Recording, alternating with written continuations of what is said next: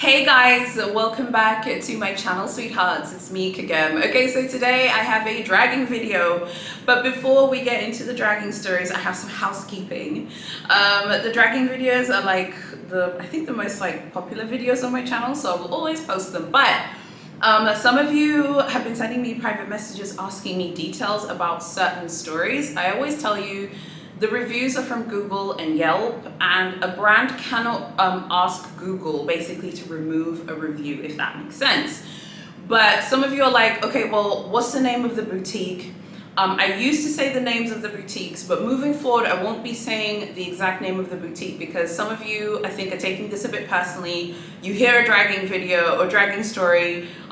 One of you even told me you shared it with your essay. Please don't do that, because then that's going to ruin the fun of these stories. These are not a personal attack on Big H or Big LV or Big C. It's just meant to be fun. These are people's real life reviews of these boutiques, and the whole point is I just share them with you. We react to them, we talk about them, we say who's right, who's wrong. Please don't share them with essays, because when I got that private message about that, I was like, oh, don't do that, because that doesn't make me want to film them. If you're taking my videos and sharing them with essays, that is not cool. Share them with your friends or whatever. So moving forward, I'm not going to be mentioning the exact name of the boutique in order for me to continue filming them, so we have a nice fun way of enjoying these videos. Because if you're like, oh, that person's lying, I want to share this with my essay so we know who said this about the boutique. That's not really fair. The person left their review. You can't say the person is necessarily lying. Okay. But yeah, so please do not share my videos with your essays and stuff. I live in Tanzania in East Africa, honey. Okay. Bikesh does not have a boutique in Africa, boo-boo. So Bikesh, you cannot do anything to me, sweetheart. But still, don't do that. Okay. So that's just some housekeeping. Now let's get on to what we're here for, which is these dragging stories. The first one is from one of the boutiques in Paris, and all of the dragging stories today are from Big H. This is one of the Parisian boutiques. It says here, the service was horrendous. The staff insisted that they only sell bags to people who made a reservation, and Hermes cancelled mine. I think she means appointment, but she wrote reservation. By the way, review was written 2 weeks ago. He even asked me to go to Geneva and buy my bag there. Such arrogance from the staff. If you can spend 15 minutes explaining, you can jolly well use that time to do sales. And because of this horrible experience, I'll be boycotting Hermes. Okay, first of all, honey, a few things. You boycotting Big H, honey, that is not going to move the needle or affect these people. I think people think that Big H is just some local shop on the street. Do you know what I mean? That is just oh, Big H is there, and if I don't shop there, Big H is gonna die, honey. Okay, we're talking about 1837 saddles. Okay, Big H is sweetheart. She is not triggered. She will be just fine. So whenever I read these reviews, I'm like, whenever I read these reviews, I'm like, where do people think? People really think that just one person not shopping at Big H is gonna affect them. It's not gonna affect them. Okay, so this is a really interesting dragging review because I have been hearing things in a lot of Facebook groups and forums about the fact that people are being told just go shop in your home store. The fact that she was told to go to Geneva and buy her bag there, I'm guessing the Geneva boutique is her home boutique. If you know anything about the Swiss boutiques for Big H, you know that they are incredibly competitive. They are so hard to score bags. They're incredibly hard, and you need to be either a Swiss citizen or you live in Switzerland, and you have to have a Swiss address. It's not easy to score there. There's a lot of competition in the Geneva and Zurich boutiques. So him just even telling her oh, just go and buy your bag in Geneva. That says to me a few things. Maybe she didn't have purchase history at Big H in Paris. And also he just couldn't be bothered to sell her a bag, any bag at this point. Maybe not even a Birkin, a Kelly or a Constance, but I mean, my God, just give them something, at least something. And I think that this is really indicative of the changes that we're going to be seeing in Paris moving forward at the 3 Parisian stores. I do think that they're going to be moving more towards I think that it's, you know, it's Big H is kind of like a bank. You know how banks have like procedures to know who their clients are, like know your customer. I think Big H is moving with that kind of model for the 3 Parisian stores. They want to know who are the people shopping there, and they want them to be coming back over and over again. They don't want it to be this like train terminal where you walk in, you get your bag and your Kelly or Constance, you leave. You walk in, you get your Kelly, you leave. You get your bag and you leave. I think that they want to kind of transition away from that.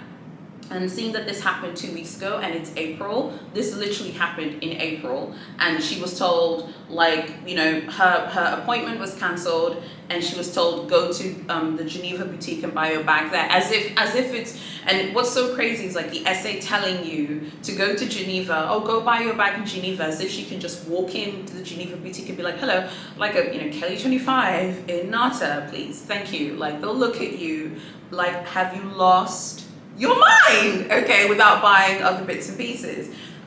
So I think that this is very indicative of the changes that we're going to be seeing moving forward with the 3 Parisian stores. I'm not surprised by this review.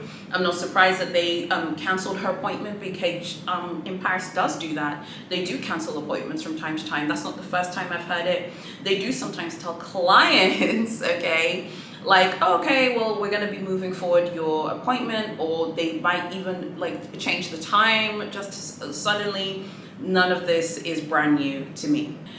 The client that experienced being told to shop in Geneva, I know that that must have been hurtful, and I actually think that the essay is wrong.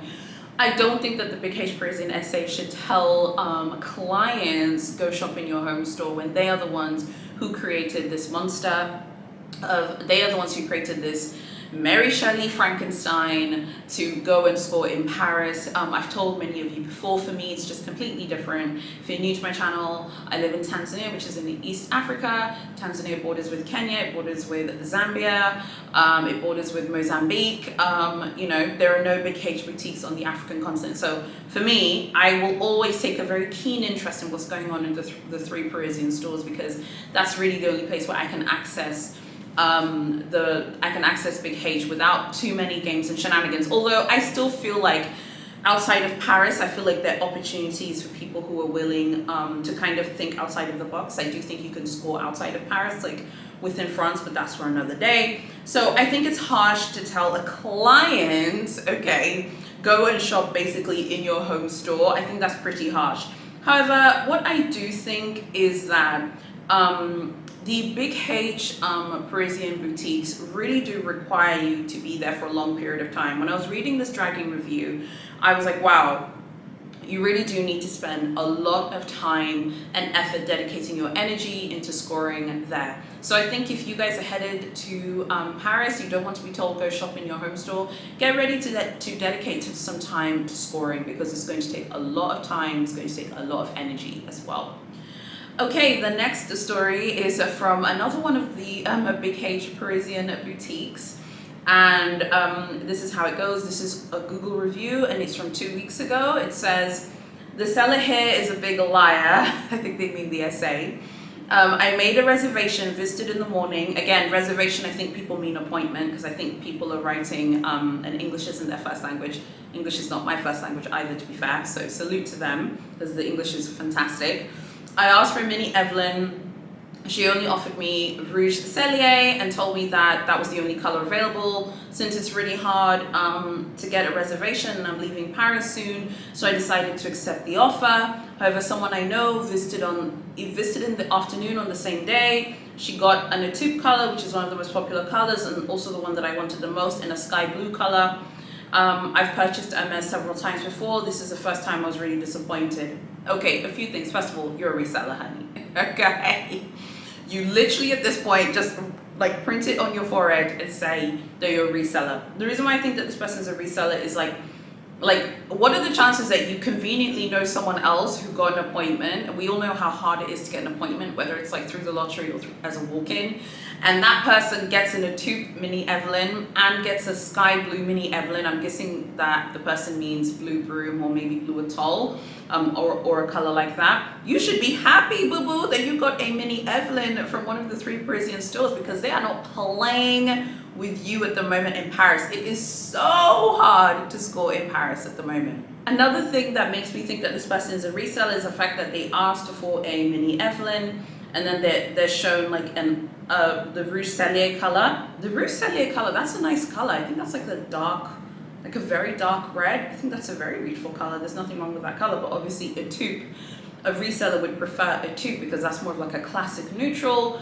and they can resell that for a lot of money, like on the secondary market, right? So that's what made me think that this person was definitely like a reseller, and maybe the essay got a vibe and got a mood that this person, is a reseller, and it just wasn't going to happen. So with this story, I'm thinking that the essay was getting reseller vibes from this particular client, and then decided that they weren't going to offer like a really, really popular neutral for the mini Evelyn. Don't get me wrong, Rouge Cellier is a really nice color. I would take a Rouge Cellier bag. It's like a very dark, I think it's like a very, very, very dark red. But they just decided and said, look, we're not going to sell this person like a really popular color. I think one way of driving yourself absolutely mad, completely doolally, is trying to figure out how they allocate stock in Paris. Like, I personally do not think it is worth your time to try and figure this out. I think it's a complete waste of time. I don't think it's a waste of time chasing bags in Paris. I will be the first person to put my hands up to say I did that in January. I would happily do that again in summer, but I'll still be going to other brands. I'll be going to Louis Vuitton, I'll be going to Fendi, be checking out Rolex and doing all other kinds of bits as well. There's nothing wrong with chasing bags down in Paris, but don't drive yourself nuts trying to figure out how they allocate stock in terms of colors and bags in Paris, because they have their own algorithms, they have their own systems. Many people are like, oh, they don't have stock is low. In my opinion, the stock is always there. It's just my personal opinion. And I believe all of the bags are stocked, even from the bags that no one is checking for, no one cares about, like the Double Sans and the Cabas. The Cinetic, like the really unpopular bags, to the super popular, like 3 iconic bags, the Birkin, the Kelly, and the Constance. I believe that all of the bags are there. Whether they're there in a lot of quantities or volume, that is for a different day, and I don't even really care to even try and figure that out. So when the essay told her that like I have a Rouge Cellier mini Evelyn for you, but this is the only color that's available. What the essay probably meant was, this is the only color that is available for you in this moment. Now another client, which is someone probably another reseller, gets offered a taupe mini Evelyn and a sky blue mini Evelyn. Well, that's what was available for her, okay, at that particular moment in the afternoon. Maybe they had a shipment. Maybe there were other mini Evelyns that all of a sudden popped up that the essay didn't know about when it was your appointment. I feel like you'd be driving yourself absolutely mad, completely bonkers, trying to figure out that stuff. I think a better way of doing it is just accept what you're given. And yes, it would be painful. I would be hurt, if I went to Paris and I'm like, hello, love a Kelly Bichette or a Shadow, and then you offer me a Veru in blue. Yeah, that's going to for sure. One thing that I wanted to mention is, if you were going to another place in France, I think it is worth double checking to see if you can score there. There is this kind of obsession with getting the Parisian unicorn experience. I don't really think it matters where you score the bag. I think if you're in France and you're traveling somewhere else anyway, you might as well just check and see if you can score there. So the other boutiques outside of France outside of Paris, beg your pardon, Cannes, Lyon, Marseille, Monaco, and Nice, those are places which we always hear about, that there are opportunities. If the bag is there, you buy a few bits, they might sell you the bag. Be open-minded if you're traveling to other places anyway. I wouldn't go out of my way to try and score a bag. If I can't score in Paris and I have no plans to go to other places outside of Paris, then I would call it a day. But this time around, my husband was like, I want to see places outside of Paris, so that gives me an opportunity to at least try in other places. So I just wanted to mention that. Everyone says the Parisian boutiques have the most stock. Having the most stock is irrelevant if you can't get the leather appointment or you can't get a walk-in appointment. Right now, they're also doing this thing where they're giving people like courtesy walk-in appointments. I've heard a bunch of people in Facebook groups say they've fought really hard to get a walk-in appointment, and then when they're given a walk-in appointment, they're told there is no stock. I think this is actually part of the plan and part of the algorithm. So they can be like, yes, we're giving people walk-in appointments, but they're purposefully giving you a walk-in appointment and they know that they can't offer you anything. So it's worth noting. Just before I go, a little come to Jesus talk. You know, so many of you have been so supportive of this channel, and I'm so grateful for that. So things are going really well with the channel. I'm really happy about that. I follow some of you guys on social media, and some of you, you follow me as well. I would like to just mention that if you are involved in reselling but you shop at Big H, you need to be really careful. Big H are definitely, Big H have their ear to the ground, they have their ear to the streets. There are a lot of Big H spies in tons of Facebook groups. You need to be really, really careful reselling your personal collection at the moment. Most of you know me, reselling is not for me. I have no interest in reselling. I've never resold a thing in my life for any luxury product. I have never ever done it, and I never will, because it's not of any interest to me. Now that doesn't mean that I think I'm better than you or anything, but I think some of you need to be careful. You need to be very careful, because Big H are taking a lot of note of this. Some of you are like, oh, they don't care if people sell one or two things. Big H care, honey. Okay, they care, because they're bits on Rodeophile, honey, okay? People are reselling bait on Rodeophile. Big H do not like this. If this is something that you do, please, please, please use caution and be very discreet, because Big H is paying attention. She's not playing with you in 2022. So that's the end of my Come to Jesus talk. It is your decision if you're going to come to the mountain to hear it. But if you don't want to come to the mountain, it's at your peril. But I just thought I'd warn you guys, because I don't want anyone to get in trouble. So yeah, be discreet, be careful if that's what you're going to do. But I personally am not a supporter of people reselling bait. You should be keeping your bait and keep your things. If you buy them from Big H, Big C, and Big LV, keep your things, love them, use them. I got a comment on my Instagram, my luxury Instagram, like, oh, your things don't look brand new. I was like, that's because I use them. Okay, my notebooks are used, honey. My Big H mug is used, and I love it. I hope that you have enjoyed this video, and I hope that you would consider fully subscribing to my channel. I'll see you guys on Saturday and Sunday, and then next week I'll just be doing 3 videos a week. You'll tell me what you think of these videos. Make sure that you're fully subscribed as well if you haven't already subscribed. Thank you so much for watching, and I'll see you very soon in my next video.